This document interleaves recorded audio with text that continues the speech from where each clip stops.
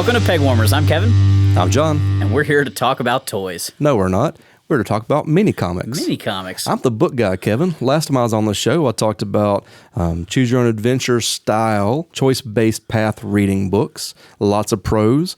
But no, today we're back to talk about mini comics. These are an important pack in toys. Absolutely. That give kids a story to frame their toy play around, as well as introduce young kids to the concept of reading stories. It's actually a really great two-pronged thing, and it's not intended to make kids want to read. Right. It's totally packed in there to help sell the toy, but give the kids a story, for sure. But that is a nice bonus piece to it. It's also something we're not seeing as often in the modern lines, even in the modern retro lines. Yeah. We're talking about He-Man and Master Universe and their new versions of that in a little bit, I'm sure. But it's a kind of a classic throwback thing that we saw disappear and taper off in the 2000s, and maybe coming back and maybe not, but probably definitely room to come back. Yeah. We saw a lot of like pack-in media for a while. You know, old cartoon episodes on a disc and things like that. And so it's interesting to see these starting to come back. But you know, there's a price to it. There's people that you have to employ to create it. So it's not quite as easy as packing in like an episode of a cartoon show that was created 30 years ago. But I'm almost surprised they're not just reprinting some of the mini comics that already exist. Before we jump into that, you want to jump into the news? Yeah, so let's start with news. Hasbro has just recently announced that they've teamed up with the NBA for the return of starting lineups. I didn't see that coming. I was very shocked. I think everybody was shocked. Starting lineups was a very popular sports collectible. It's barely a toy. It's not my thing. In its original format. I knew people that had it. They were figurines pre-posed with some articulation, but almost pointless articulation. A lot of them... They never made sense. Like, you could move the bat, but not the arm the bat was in, or I could rotate the bat around. It was weird. In any pose other than how it was in the package, it just looked ridiculous. Yeah, their arms were not jointed the way a modern toy would be. So so like a guy would be sliding into home base, and you could have his arm face this way as it was supposed to be, or you could like bend it around this way, and it just was like, you would never pose him that way. Right. The legs didn't move, just the arm. They didn't come with accessories other than the football ones. Those guys had removable helmets, but like the bats or mitts or basketballs were always attached to the hand permanently. I had one starting lineup as a kid, and his foot was attached to a base, like he was sliding into a base. Which gave you a really dynamic pose on the shelf, but not a toy. Right. So the new ones are 6-inch collectible figures.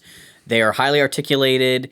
I imagine they're going to be, you know, like a Marvel Legends, like a Power Rangers Lightning Collection type figure. I don't know how many accessories they'll come with and things like that, but they're definitely going to be a lot more interesting to display or play with if somebody chooses to do that with them. Play with is an interesting word there.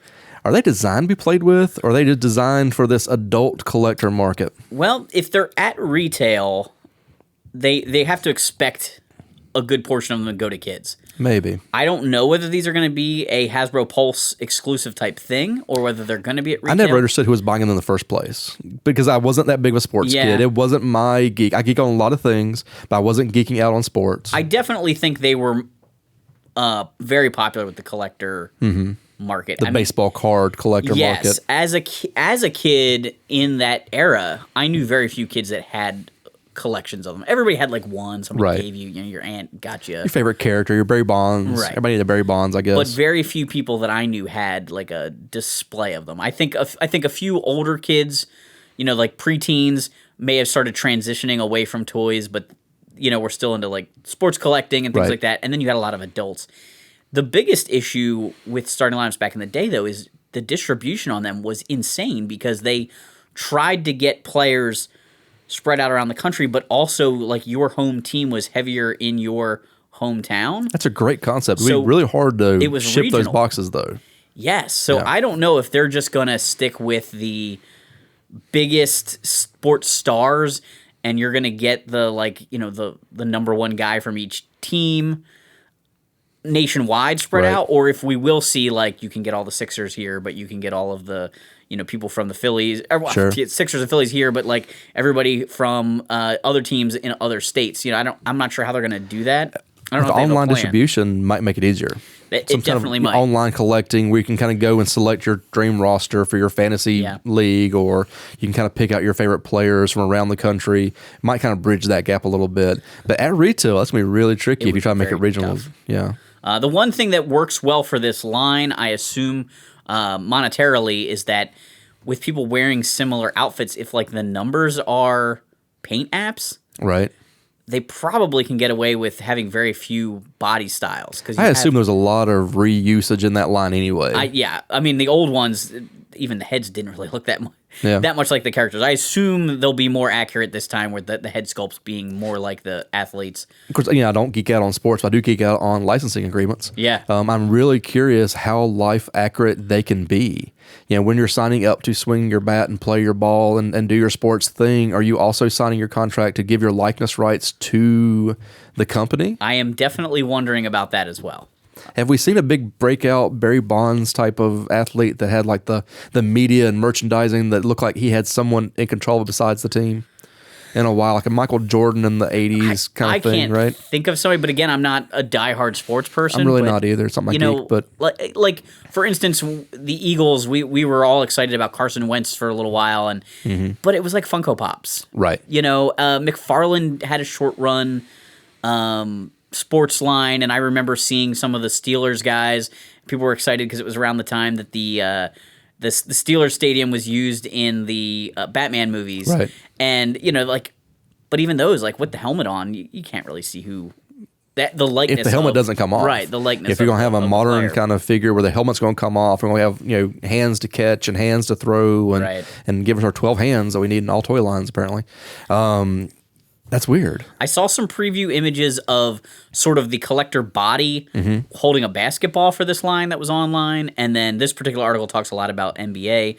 So it'll be interesting to see how many of the sports they do bring in and how diversified the body shapes are. Change what arm formation needs, or is it really going to look like a football person versus because that's a different body type. Yeah, especially in the modern era of the NBA, that's a different body type than a college player or a high school player or a football player. Will they take into account height at any point? Like I know there's 6-inch scale, but will they make a slightly taller body or a slightly shorter body to accommodate? So when you do get all of one team, the 5 starters, get the roster they look don't right. look exactly the same. I think the last time I watched a basketball game in a arena, Muggsy Bogues was still playing for the Hornets before they left Charlotte and came back, right? So I'm not a sports guy.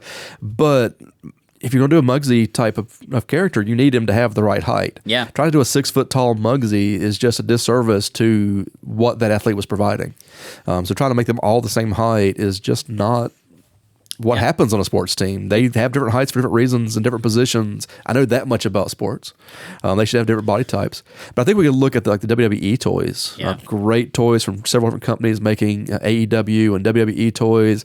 It's basically the same book over and over again. Doesn't matter that you're 6 inches taller than that character, 400 pounds heavier than that character.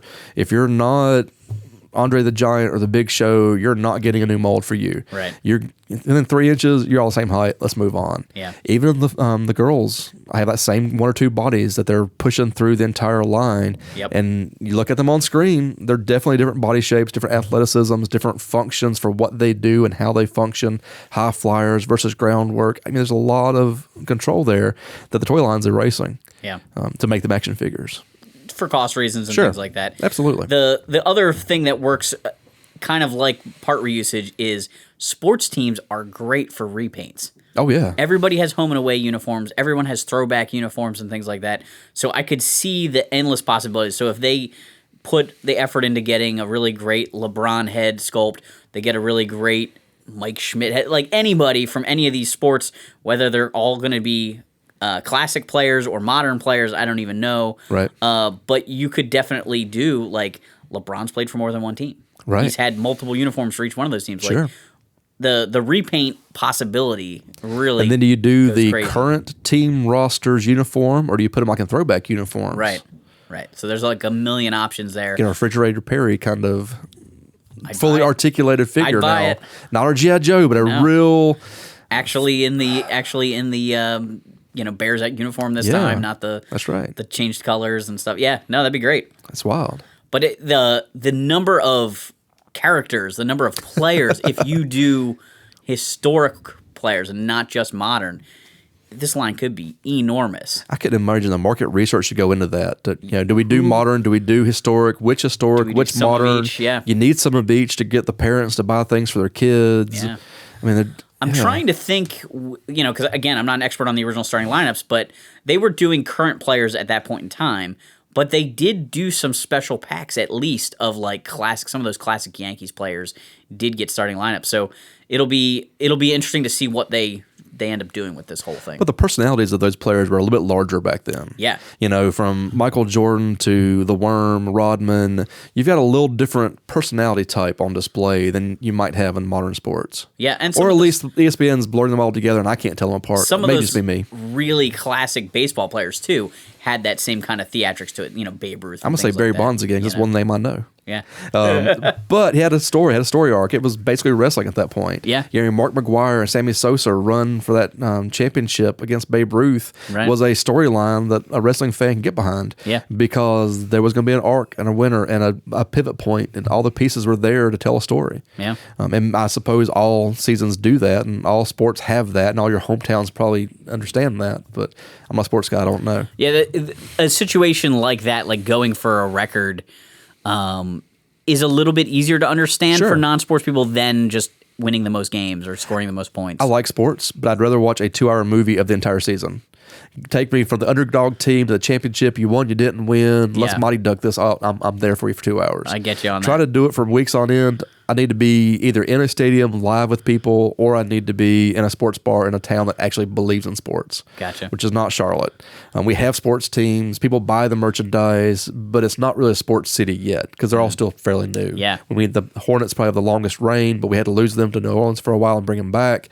It's just different than being in Pittsburgh when the Pirates are playing. Right. And I've been in Pittsburgh when the Pirates are playing many a time and enjoyed it much more than I thought I would ever, because that moment of being in that spot.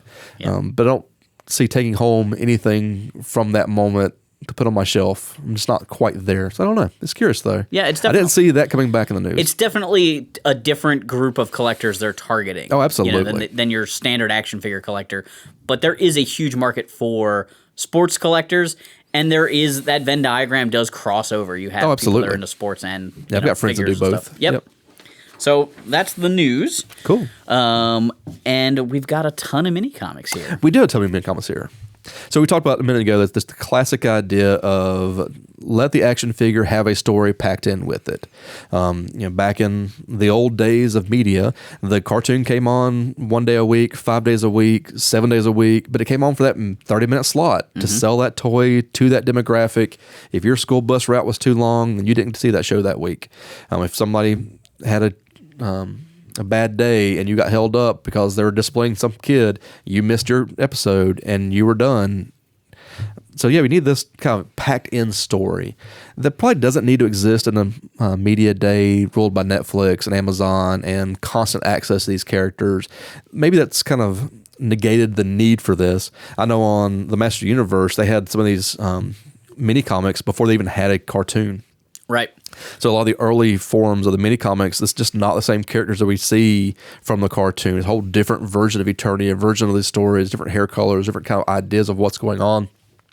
That later in the run becomes kind of the cartoon accurate pieces because they knew what the cartoon was and it was the marketing. The Masters of the Universe line, even they made it up. They were marketing a brand new IP that no one had ever heard of, and the buyers or whoever the VP, whoever the discussion was with, was like, well, how do the kids know how to play with it? That's a fair question. And the guy just on the spot was like, well, we'll have mini comics. Absolutely. Or we'll have a comic. Whatever he said, and they had to make it happen. And those first mini comics are really picture books. Yeah, they really are. It's full page art. It's a sentence at the bottom of each page, basically. Art very inspired by Franzetta and the kind of the pulp covers of the time. 1 or 2 sentences, maybe half a page of art, then like a little paragraph at the bottom. As much story as I could pack into 16 pages, cut down. And then you see them transition, because I think the first series was much more, it wasn't in-house, but it was much more a quick thing. And then for the next year, then they actually started talking to DC Comics. And there is a cost here. You mentioned a minute ago, there's a cost to this, and maybe the modern lines are losing that line item in the cost-benefit analysis. But honestly, it's a lower cost than a cartoon. Yes. It's a lower cost than a video game. It's a lower cost than any other media they can put with this. And it's got that instant gratification of being in the package with them. I like when they put those classic DVDs in with the classic collector set. That's great. Imaginext had some 3D animation for a couple of short episodes, kind of crossed their lines. It was one DVD had 4 episodes on it, and it was packaged with a lot of different kinds of people to kind of save costs. But it's just cheaper to make a comic book. Yeah, and we need to pay writers and artists a great wage, but even when you do, it's still cheaper to make a comic book. Yeah, and the mini comics aren't that long, so No. I would imagine paying somebody to write or draw a mini comic is probably cheaper than even paying somebody to animate a 8-minute like mini episode. Scan the barcode on the back of this toy to go to our YouTube channel and watch the newest Splashlings or whatever. I mean, Spin Masters is kind of the master of marketing toys these days, where they create a show like Paw Patrol, and sell toys for it. And every season they get new gear and new theming and stuff like that. And their market tends to be younger than readers. They do. Paw Patrol is very little kiddish. Sure. But so with these sort of the action brand toys that the market is 6 to 12-year-olds, the mini comic is a perfect thing. And the action conflicts change. We've seen a few Paw Patrols here with my daughter, and I'm sure you've watched some. Yeah. At least just kind of passing curiosity. Why are there this many toys? What is this thing? Different conflict than Masters Universe. Good versus evil is there, but not quite in the same way. They're solving a problem more so than defeating the bad guy. There's no evil cat. Right. That's going to try to burn your face off and kill you and take over the entire Paw Patrol world of Paw Island or whatever it is. No, probably not. Adventure Bay. Adventure Bay. I didn't even know that. Thank you, Kevin. This is why I come on and talk to the experts. And that adventure, that kind of problem-solving piece probably takes more than 16 pages to figure out. Even if they are young readers, get that much nuance is probably easier in another media than they are here. You mentioned, though, that the animated YouTube series trying to replace this. Yeah. Grocery Gang. Yeah.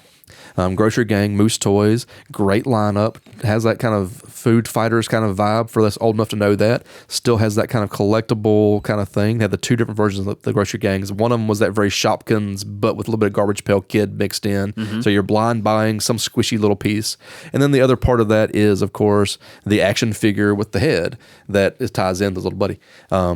And then you had the little YouTube animated show that could have been a packed-in comic. Right. And if you went online and found the show, it's still there. It's still watchable. It's still a lot of short kind of episodic fun in kind of a new media sort of way. But it could have been a pack-in comic. And when they're already throwing that line, has such heavy nods back to something like Food Fighters, because I'm sure that the Grocery Gang people, while being new creators, they knew Food Fighters. Yeah. They were definitely doing an homage there. But a pack-in mini comic would have definitely sold that entire world, and the kid wouldn't have missed it. Right. When you do a QR code or a YouTube tie-in or a Netflix show, the kid may or may not be given access to that, especially in a child too young to control its own media. Yeah. I don't know how old your kids are versus when you gave them the remote and said, enjoy your Saturday, kid. Right. I think parents don't do that quite as young as they did back in our day. My wife didn't let me. My daughter's getting a little more autonomy right now, but if it had been in with the action figure, she could have read through it and would have had it there all together and wouldn't have been waiting for what that show is and waiting for what that toy line is. So there's that aspect to a mini comic that I think we're missing. Even though we've got these new cool ways of doing it, I think there's just something missing by having the immediacy of having the story in your hand when you open it up. Master Universe, of course, is the great She-Ra, He-Man. Other toy lines have done it, though. Yeah, so as a kid, I remember them coming with my superpowers figures. Right. So I had I've got some superpowers here in the front. Much small size. We kind of lay them out. They're very tiny, still very short. Interesting with them being a DC, with them being produced by a comic book company. Like it is to sell a comic book toy line. Right. That this wasn't a reprint of a larger comic or a longer thing. It's very interesting how that worked out. But they did a comic for each character. Each one had a unique one. They tried to feature a villain that would be paired up with that person. Sometimes, also from the toy line. Sometimes they had the vehicles in these issues. So your Lex Luthor and your Superman. Yep. Sure. So this one has Superman's spaceship in it. Buy all the accessories. Right. And then to go along with this, DC also made a superpowers comic in the standard format, which happened a lot too. So, but it wasn't this. It was just it wasn't this. It was right. its own thing. So like Masters of the Universe had mini comics and then a comic book series. It really would have been easier for them to reprint and kind of shrink down a comic book, especially a Golden Age comic or something older. I guess they were looking at the limits of the toy franchise and wanting to use the characters we're going to be in, kind of like the Masters of the Universe did. And so that gave them some limits. What's really interesting here is the back page of these is an ad for comic books. Yep. We want you to buy more comic books. The back page of a Masters Universe, of course, wants you to buy more toys. Right. Which is a unique distinction. And on both of them, the Masters Universe and the Superpowers DC, who wrote them, who created them, there's an online database for that, but it wasn't actually provided very well here. Right. We don't know who wrote this if all that we have is this, if we're not finding the extra book that some collectors put together, the kind of collector guide to collector guides or whatever. Yeah, they didn't really give a lot of credit out on those. One of the things that I still think is absolutely bonkers about the Masters of the Universe mini comics is that they were trying to sell toys, and yet the creators of the comics often created new characters. Right. There's kind of background people. Especially, and some of them have become toys eventually, the Matty Collector, when you get into these guys. Some of these second year things. So, you have Lothar and some of these other guys. It's crazy. Like, why didn't they just make He-Man fight one of the bad guys in this issue? There were just no rules whatsoever. I think by the end of this line, you see them fighting one toy against another toy. What other toys are we going to sell this season, this year? What's on the show? Let's put this all together. I don't think that Superpowers would have looked the way it did if they hadn't come in later and be able to realize, okay, what we really need to do is sell toys we're going to make other toys of. Yeah. Lothar's great, but we're never selling on Lothar. Let's just forget him and let's make toys and then reading material about more toys. It is also very funny that the artists that created these characters definitely made them look like Motu characters, though. Like it's that era. They knew, like, okay, let's make it like they didn't make the costumes outlandish. No, it's different. very much something that could have been an accessory set, a front piece that could have come on off the way He-Man and Skeletor's did. It's that same playability, which probably speaks to the fact that the He-Man was pulling from that pulp era so hard anyway, that they could just have pulp artists do pulp things and it looked right. But kind of the understanding of, we're selling this toy, how we fit in this world, what are those rules, it always fascinated. And these were available in different languages too. When we were going through my collection earlier, we realized we've got some Spanish, French, I don't know, I'm an American, I got one language, but I somehow have mini comics that are absolutely translated into something else for the foreign markets. They were trying to tell that same story to other parts of the world. It's interesting that those were translated, but the modern ones, Origins, if you get a figure from outside of the U.S., they're just blank. So the Modern Origins is an update of the original line. It's a great update. I'm a huge fan. It's lovely. I bought some for my daughter. I've played with them. They're great. But they have one comic per year.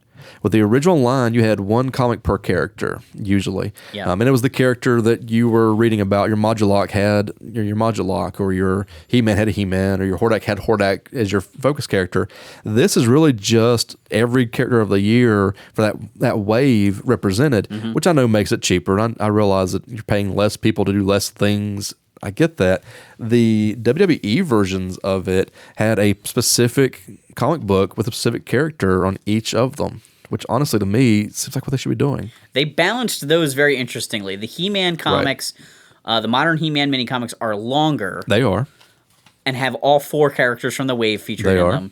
The Masters of the Wrestling Universe ones are shorter, but are unique to each character. But still build that world. Yeah. I'll still argue I want the WWE Eternia cartoon. I would watch that. Take these characters and the world you've already wound up building. Yeah, it's a 2-page comic, basically. It's 1 page of a splash, 1 page of actual comic, setting up enough that we can play with our toys. I would watch that as a cartoon. I'd read the full comic book about it. You want to release that as an IDW series later when we lose the other lines they're losing. Yeah. Let them talk about WWE Eternia. There's an idea. Or whoever does the WWE comic books. Give me a full run of WWE Eternia, and I would buy them. And then go back to eBay and buy the characters I missed. Yeah. Because I bought a lot of them, but I didn't get them all. Give me a cartoon, I'd probably get the rest of them. Yeah, that's actually not a bad... I don't mind the cartoons. I love cartoons. We all grew up with action figures and cartoons. But mini comics is that moment of exploration. And honestly, I agree that the WWE is a slimmer package with less art, less page, still that back page selling the toys because that's what that is here to do. But the new version of the Masters having one wave, all 4 characters, I don't know. Somebody tends to get the short end of the stick in those mini comics because they have to fit He-Man and Skeletor into them pretty much because those are the key characters. Gotta have that land shark in there. So then usually 1 or 2 of the additional heroes and villains have a lot to say in it, and then somebody else just kind of appears there. Poor Fisto. You know, really gets limited on their page count. They do. But I think that the WWE, even though it's shorter, it still give me that world. It still sell me that world, make me want to play in that world. I think it's successful. Maybe more successful than the modern mini comics. Tastes are subjective, but honestly, it sold me on a world I want to now go play with. That's what it was designed to do. That's what they were all designed to do. Yeah. I think the last toy line I remember playing with as a kid that came with mini comics was probably the Kenner Aliens line. Right. And they, instead of it being it was still a book, but they were rolled. It was kind of odd. Neat. They came in kind of rolled up, almost like a little scroll. You took the rubber band off. It fit in the package better for some reason. Yes, it just fit in. Yeah. These pack really nicely behind the action figures and the classic bubble, so I don't know why you would need to change that form to fit it, but I'm sure somebody decided we should put it under their feet. There's a spot to make it stand on the shelf. We'll just stick it down there. Transformers Armada did that fairly recently. I think recently because I stopped with most Transformers after Armada.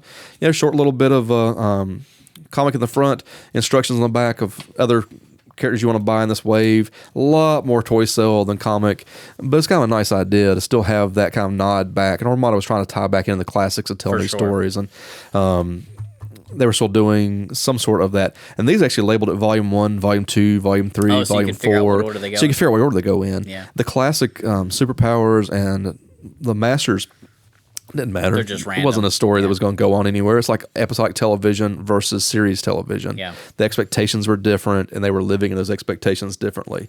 Of course, the comics in the packs with your toys is where I think they should be, and I think we need to see that again. I love the look of the McFarlane superpowers. As we're sitting here recording this, that has just started leaking, or at least I've just started seeing it on my Twitter feed. I love the fact we're getting the superpowers again. Yeah. Got your Batman, your Superman, your Batplane, your super plane thing. Yeah.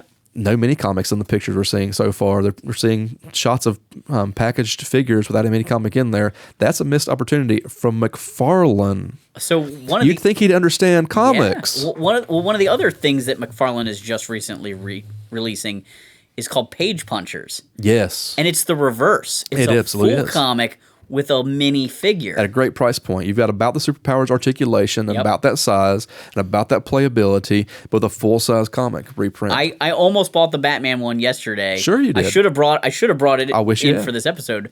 But it's funny that he's doing big comics, little figures, and not packing mini comics with his... I really think that it'd be something that the Spawn line needed anyway. Yeah. The Spawn toys and the Spawn comic book tied in together. If you're a reader of one, that the toys made sense, I guess. But there was nothing in that Spawn package that told me what that toy was. That's and true. if you weren't reading the comics, I guess you were watching the movie because that was had its moment in our pop culture. Watching the HBO series had its moment in our pop culture. I guess using other media to kind of piece it together, or you just liked freaky things. It was just a monster, and you threw him into your He-Man and didn't really care what it was. You had your X-Men fighting a Spawn monster. Who cared? Violator could just take on anything. It's monstrous enough. It's any size. It just fitted in here somewhere. But really, McFarlane could have been doing comics because that's what he does. In with the toys. So it seems like a real choice that he's not, especially when he's talking about a superpowers line that ties back into that vintage nostalgia, and part of that vintage nostalgia is the comics. Yeah. And we would think that someone that knew comics would get that. Yeah, I don't know. An interesting choice. The Spawn toy line, I guess, came out as many comics were fading off, and maybe that was just kind of an era thing. But I don't know. I think the mini comics in a superpowers would really throw it over the top. I think it would make it that one extra piece. Yeah. They could do straight reprints if there's a licensing for that, or just do a new piece.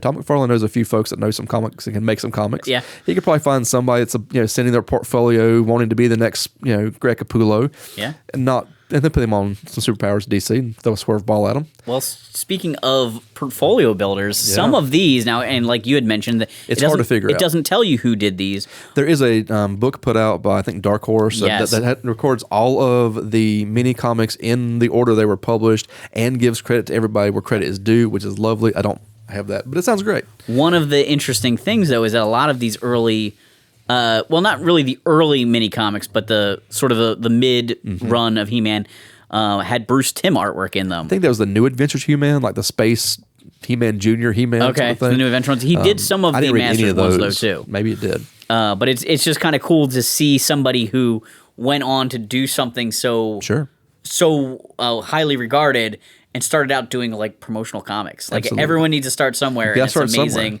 And you got to turn it in online, when you see and that's in this kind of world. Getting it done online, meeting the requirements, as weird and arbitrary as the requirements probably were. I don't know what they told the artist and writer when they were pitching something like it's WWE, but sort of in Eternia, but not legally. Make it distinct. What rules are they telling them? Yeah. What guidelines are you given that creative set to work around? And yeah, you've got to start somewhere. You've got to get it done on time. Have a good working relationship, be professional. That should lead to more work. And so somebody trying to break into the comic industry now would love to do the pack-in comics. They'd probably want their name on it. They'd probably want something that would make a little bit better signal for the portfolio.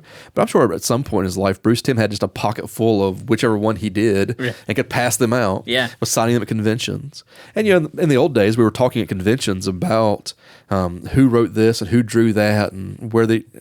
It's all online now. There's a book about that now. There's a guide to collecting those. It gives you all that, which is great. Changes how we collect and what we know as collectors versus the rumors we thought we knew along the way. But yeah. Another one of the things that's interesting with mini comics is that they were often used not just as a promotional tool within a toy, but to promote other comics or other toys in other brands. So in other places like your Pizza Huts. There you go. Pizza Hut has that legendary relationship with X-Men animated era Pizza Hut. You had your book it points. You read so many books in school, you get a free pizza. If you did that and timed your pizza right, you could wind up with that pizza coming with a VHS tape of the animated episodes. Or a comic book of that era. So lots of other kind of tie-in possibilities there. Burger King did it when they redid some Justice League figures with one of the animated shows. And they had some tie-in pieces. There was New 52 comics in General Mills cereals, I think it was like in Cheerios or whatever. Well, they should be. It's a flat pack that fits in, not a choking hazard. We're not going to lose it, like a choking hazard we did so many toys in. One of the weird pieces of my pack-in comics collection is, of course, your Popeye from your Quaker Instant Oats. Eat your oats, not your spinach, whatever. Little Quake Popeyes, which is odd for that generation that didn't really know Popeye. Yeah. We knew the movie, which was kind of weird, and I loved it, but people called it a success or called it a failure. It's kind of an odd use of Popeye. There weren't really any cartoons of Popeye on at that moment. The reruns, I guess maybe Cartoon Networks had them. But to take this classic character that everybody knew but didn't have time and experience with, and now Quaker's giving it to me as a toy. Yeah. It's my prize for eating enough oatmeal. And I ate a lot of oatmeal. I have a bunch of these. You do have a bunch of these. I remember my grandmother saving me X-Men mini comics that came in like Hostess snack cakes or whatever. So I've heard of those. She would buy the box, and eat them or give them out to whoever. Like when I would go, I'd get a pack or whatever. Yeah. But she would always save the mini comics for me, and I would go, every other week or whatever and see her, and she'd be like, "Oh, here we got another one of your little comics for you." And trading cards have done the same. You trade that same way. A lot of trading cards came with the Hostess or with different kinds of brands. Pogs had that kind of tie-in eventually as the mini comic was fading out. The Pogs and the trading card, fake trading cards. So it's like a paper product. It's easy to produce, easy to pack in, or at least easier. Yes, and that easier, I think. Enough sometimes. Right. It's easier than the animated, easier than a live action movie, especially if you're going to have a He-Man movie ever in your lifetime. Right. Or maybe a He-Man movie been promised for 20 years now, and rumors on the line as old as the online is. Maybe Amazon will finally pull it off. Maybe they won't. Who knows? 25 writers and directors have been attached to this project. Who knows? Multiple casting announcements. Sure. They could definitely write an entire series of mini comics faster than a movie. They could just take one of the abandoned scripts and break it down into mini comics. Collectors would love that. We would go nuts if they took all of the crazy, weird Ninja Turtle ideas that Michael Bay left behind, or all the abandoned Eternia project ideas, started giving us as mini comics so we kind of assemble what it could have been. We'd eat that up. That would be super bizarre, but also really great. I'm sure NECA doesn't have access to that with the turtles, No, I'm sure. But if somebody did, it could be a cool collectible. Yeah. Where they'd wind up, what you pack them in with, I don't know. I'd probably read it as a miniseries with the comic book shop. Yeah. Larry Hama's G.I. Joe run comes to an end at 300, I think. That's pretty crazy. Absolutely transition me into some other legendary run of some characters that I know. Yeah, it would be that would be actually be a really interesting use for old scripts that there's a desire to see any of these licensed brands. That legendary Kevin Smith cut of Superman. Yeah, with the big spider that he didn't want to put in there. Make that the graphic novel, because you could have the artists make them look just a little bit like the actor without having to necessarily license everybody, but you'd be like, yeah, okay. That's the Nick Cage costume and the Nick Cage haircut. I'd love to see a Nick Cage Superman. Yeah. Make it absolute. I'd buy that action figure. Give me Nick Cage's head on the superpowers, and I'm there. That'd be awesome. I do like the superpowers that are coming out from McFarlane. I've ragged them on a little bit, but I do like the fact they do have the original packaging. They're a little bit different than the original toys, but enough they'll play and scale and display. But it's not the original Superpowers Superman again. It's got a little bit different mullet. It's got a little bit different S from a different generation. I actually really appreciate that they're doing something very similar but different. We've seen the reissues of Star Wars figures, and I own the Kenner Star Wars guys, and I get it, not everybody does. But do we really need to reissue Hoth Han Solo over and over again? It goes back to that same conversation of who are we selling to? Are we selling to the collector that bought it 3 times already? Right. Are we selling to a collector that has wanted it but didn't have an opportunity to? Maybe they wanted to jump in on a classic toy line, but by the time they found it on eBay or a great toy store, it was $400 a figure and they just couldn't do it. Yeah. Or it was a Sectars and the rubber was going bad, or the puppet's falling apart, or something that wasn't designed to live 40 years is being pushed toward a hologram feature. It just can't live that long. Who are we really marketing toward, I think, is a part of that why we do it or why we don't do it. But the Superpowers is great because you can sell it to the old people like me that loved it, loved that toy line, thought it was the best toy line ever. That Kenner Justice League is the best playset of that generation. The playset is not Grayskull or any of the ones people talk about. It's that Kenner, because it was still 3 3/4 inch enough that your G.I. Joes could play there. All these other action figures could hang out in that base. It had just enough play features and trap doors and all the obligatory things that every playset had to have. Right. But it just looked better and cooler. It had more rooms to it. Where you open your Castle Grayskull up, it's all kind of there together. You had that wall in the middle that made it seem like different rooms, different stories could happen on different sides of those doors, closed doors, open doors. What do characters know? Maybe that's why I grew up to be a writer, because I was doing that level of play. I don't know. But that you could take that line, but you could also add in a new look of Batman or a new 52 look of unlimited amount of repaints of your Batman. It's fun that it is just a little bit different, so you can the casual buyer can see it and be like, oh my gosh, this is like the toy I had as a kid. But for the diehards that already own the original line, they have something new.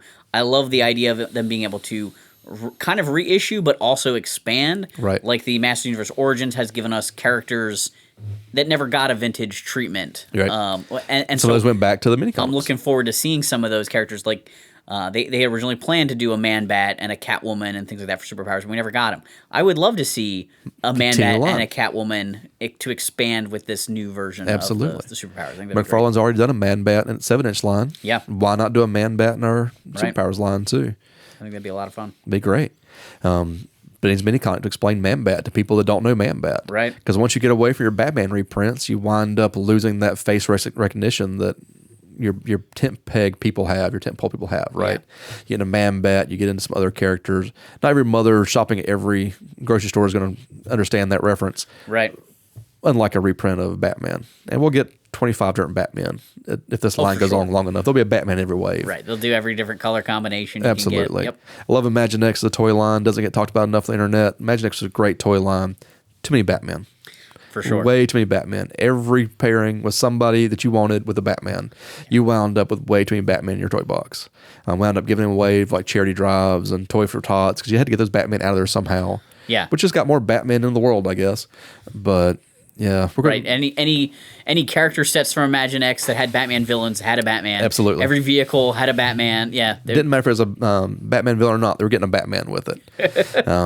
So I think superpowers will probably put a Batman in every wave, but you have so many outfits you can play with, so many repaints you can play with. Yeah. And I did collect nearly one of all the Batman at one point in Imaginext because they represent so many different types of Batman. Yeah. Yeah, quick repaint, maybe not completely accurate, but a little bit of repaint, and your buck went different, and it just looked different. Yeah, and then we got some really wild ones like the Azrael Batman from that Bane era. I've got that one at home on my dresser still. Nice. So yeah. There's some things you can do with repaints that kind of freshen it up, but if you have a little new story to put behind it, it makes that repaint make a lot more sense to somebody that's picking up for the first time. Right, especially if this is their first Batman, winds up being Polar Batman, and they think that Batman's white and blue. Yeah. Give them a comic that shows them being a white and blue Batman. Put them in an Arctic suit. Yeah. If you can't find a story for an Arctic suit Polar Batman, then rethink it anyway. Right. Right. No, I love that. I love that whole concept and everything. Yeah. That's great. Great. Do you want to plug your book while you're here? I always love plugging my book on here, Kevin. So besides being an obsessive collector of comic books and media and DVDs, I've realized that I actually just hoard stories and narratives, that I collect narratives really more than I collect anything. So I have several different toy lines that I collect for, not as much as I did in the Toys R Us era when it was easier and it was just kind of a social part of my life. But really what I hoard is narratives themselves. So many books, DVDs. I want a tangible piece of a story. Okay. And as an author, I want people to take home tangible pieces of my stories that I write. And so I write interactive fiction. I've got Goblin's Gift, which is the first part in a 6-book installment. The first 5 are already published. The 6th one's coming soon. And I've got some other series, but they're interactive stories. So you're reading along. You get to make choices for the characters. You roll some dice because you might want to choose to be the hero, but you need the dice to make sure that you have an interesting experience. So some with dice, some with straight narrative, but several different series going so that I can touch on different genres and kind of play in different sandboxes and play with different toys, if you will. I like it. Yep. And where can people find your book? On Amazon is the best way to find it. There's some other places that you can find access to it, but Amazon's the place that you can plug in my name as an author in books, and it's going to bring up 14 or 15 different pieces to look at and hopefully find something you like. Awesome. Yep. Well, thanks for coming out and being on the show. Thanks for having me, Kevin. It's good always to be back. Yeah, it's great to be able to bring in some guests. It's kind of an interesting perspective here because you've seen the show. You collect things in a sort of a different perspective than necessarily everybody on the show does, because a lot of your current collecting has to do with playing with your daughter and things like that. So it's kind of a fun, different perspective to look at. Yeah, I don't really get into the classic lines as much as I did when I had more disposable income pre-kid. Toys R Us going away really hurt my everyday toy pickups. Because we had a group of people that would get together once or twice a week after work, the way you did. I've seen your videos where you talk about that group that gets together. I watched the video from the earlier format of this channel where it's like your friend group going to Toys R Us for the last time. Yeah. And I remember vividly going every week and kind of walking through, picking up odd little toy lines that wouldn't make it to Walmart's toy shelves, like the Grocery Gang, or the kind of Shopkins kind of pieces that some did and some didn't survive that implosion. I was picking up a lot more toys then than I do now. Most of what I buy now is for my daughter. I still hoard those stories. And when I'm playing with her, we're playing out stories, we're watching television together, we're kind of collecting those stories, we're kind of talking about it, me and her on the car rides, the ways to talk about with my friends. It's a great way to do collecting. If anybody has an opportunity to do that, huge shout out that you should be doing that. I've known a lot of people that have daddy's toys and kids' toys and they don't meet. And that seems weird to me, but everybody collects how they want to collect. Yeah. I hoard narratives, I hoard experiences, and everybody needs to collect what they need to collect. So there you go. All right. Thanks for hanging on the peg with us, guys. We are waiting for the Dark Souls of fighting games. Let us have it. We're ready. Soul Edge has nothing on a lightsaber. I'm sorry. James Earl Jones comes back. No! Oh, no. Oh! I don't think kids trade games anymore. I need that sense of accomplishment, and it wasn't there. And I think that was a major flaw. The way they engineer these is just phenomenal. As much as you're into the comics, I was very into the toys, so I was on the message board all the time.